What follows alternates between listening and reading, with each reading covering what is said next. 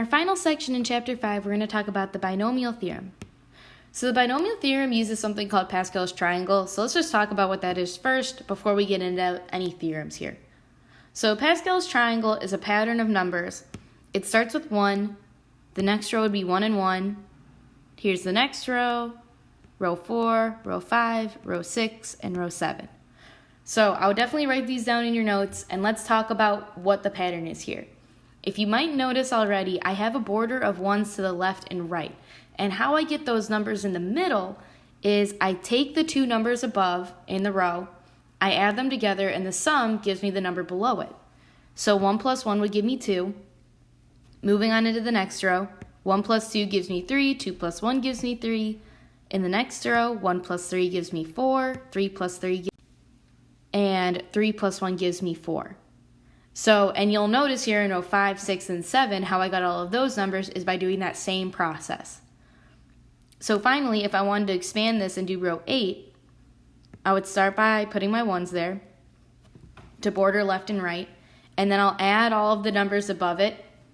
1 plus 6 gives me 7, 6 plus 15 gives me 21, 35, 35 again, 21, 7, and that would make up row 8. Now I could keep going on forever and ever with this. Pascal's triangle doesn't have any end to it. Although in your notes, if you have rows 1 through 8 copied, you should be good to go with any kind of problem that we do in this class. So how this can be helpful is that I can use that pattern of coefficients to expand any binomial a plus b to the n power. So let's say I took a plus b and took it to the 0 power. Anything to the 0 power is 1, so expanded form of this would just be 1. If I took a plus b and took it to the first power, I would just be left expanded as a to the first power plus b to the first power. Now if I had a binomial here taken to the second power, a plus b squared would be 1a squared plus 2ab plus 1b squared. If I took a plus b and cubed it, this is what it would be as an expanded form. And if I took a plus b to the fourth power, this is how it would expand as well. So before doing the binomial theorem, how I would get these expanded form answers is by FOILing a repeated number of times. But what we should start to pick up on here is some patterns that we see over and over again. Notice here, especially in some of the later rows like 3rd and 4th, I start out with a to the highest degree, and then it keeps decreasing as b all of a sudden pops up, and then I end with b to the highest degree. Also notice that in these coefficients, these all form what Pascal's triangle is. So finally, I can talk about what the binomial theorem states. So in the binomial theorem, I could have any binomial a plus b to the n power, and it would expand by having coefficients p0, p1, p2, all the way to p to the n. I'll talk about what that is. And then I have a to the nth power, so I start with the highest degree, and then I do a to the n minus 1, so I go down a degree, down another degree, until a eventually kind of goes away. And then with each term, I do b, conversely, increasing its degree. So my last term will be b to the nth power. And those p0, p1 to pn are all numbers of the nth row of Pascal's triangle. So let's look at two examples here. This will make a little bit more sense when we see these actually not looking in a general sense. So in example number 1, I want to expand a plus b to the 6th power using the binomial theorem.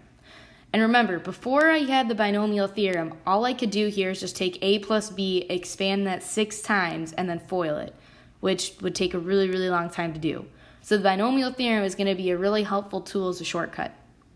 So what I want to notice first here is that I'm taking a plus b to the 6th power. So I'm going to need to use row 6 of Pascal's triangle, which is 1, 6, 15, 20, 15, 6, 1. I'm going to start here by doing 1a to the 6th power. Notice here that I start with a to the highest degree. I don't have anything for b. I do that plus 6, a to the 5th, b to the 1st. Notice how a went down a degree, and now all of a sudden b pops up as b to the 1st power. My next term will be 15, a to the 4th, b squared. Again, notice how a went down a degree, b went up a degree. Plus 20, a cubed, b cubed. Plus 15, a squared, b to the 4th. plus 6ab to the 5th plus finally b to the 6th power. And that would be what my expression would be, completely expanded. Last example that we'll look at today, I want to expand 3x minus 2 to the 5th power using the binomial theorem. So what I'll want to do first here is kind of rearrange this a little bit. Notice that the binomial theorem uses the general expression a plus b to the n power. So I'll want to kind of rewrite this as 3x plus negative 2 to the 5th power. Now I can kind of clearly see what my a and b values are. My a expression is 3x, my b expression is negative 2. Finally, I'm taking this to the 5th power, so I want to use row 5 of Pascal's triangle. And that's going to be 1, 5, 10, 10, 5, 1. Having all this information down, I'm going to pull this all together to write this in expanded form. This can be a little bit tedious, so this is again one of those sections where the more organized that you can have your notes and your work, the better off you'll be. I'll start by doing a, or 3x to the 5th power, plus 5 times 3x to the 4th times negative 2 to the 1st. Again, also notice here that parentheses are important. So I want to take that entire expression, 3x, and take that to the 4th power. Make sure that whole term is in parentheses.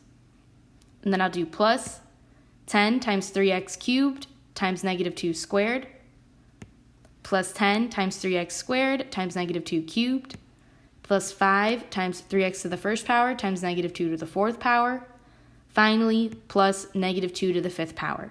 Now notice here, since I'm working with actual numbers, I'm going to want to simplify this a little bit further. So from here, 3 to the 5th power, and then x to the 5th power, I'll be left with 243x to the 5th plus 5 times, I got that 81 from doing 3 to the 4th power. I have 5 times 81x to the 4th times negative 2.